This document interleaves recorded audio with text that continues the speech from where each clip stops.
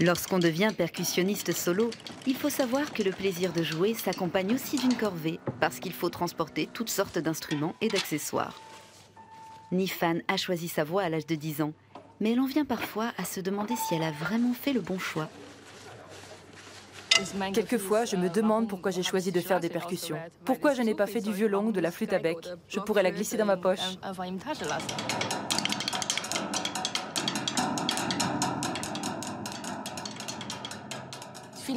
Beaucoup de gens s'étonnent de voir une femme faire des percussions. Pourquoi pas plutôt du violon? Ça lui éviterait de porter le matériel. Mais je trouve que l'homme et la femme sont très différents. Et quand on joue, c'est aussi très différent à regarder. Les femmes peuvent jouer très vite et très fort, mais en plus, elles peuvent tout aussi bien jouer de façon plus élégante. Qu'elle interprète un solo de timbale ou une pièce multi-instruments, cette percussionniste virtuose allie l'élégance du geste et la puissance de la frappe. Les morceaux écrits pour percussion solo relèvent forcément du répertoire de musique moderne, comme la pièce que Nifan va nous interpréter maintenant. Elle est signée par un jeune compositeur suédois, Tobias Broström, qu'il a joliment intitulée Arena. Et c'est Nifan qui descend maintenant pour nous dans l'arène.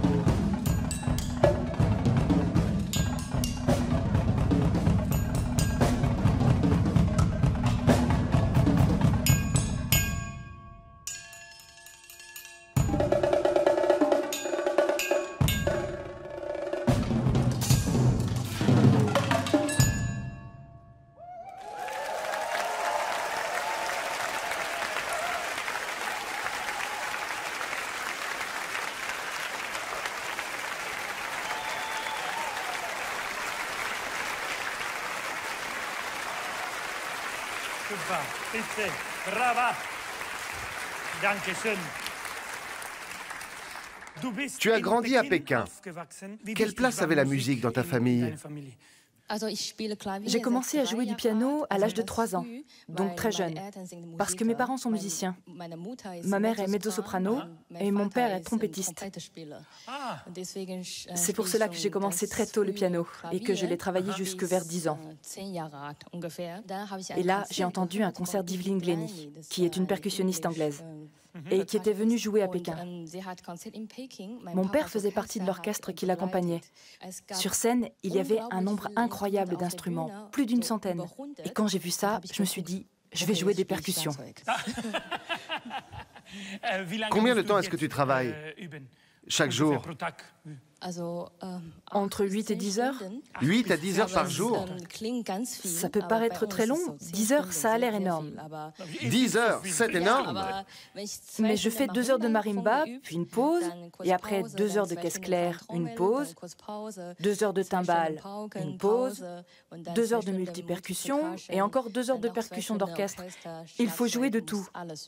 Et un baryton, un chanteur, tu travailles combien de temps? Combien d'heures ou de minutes?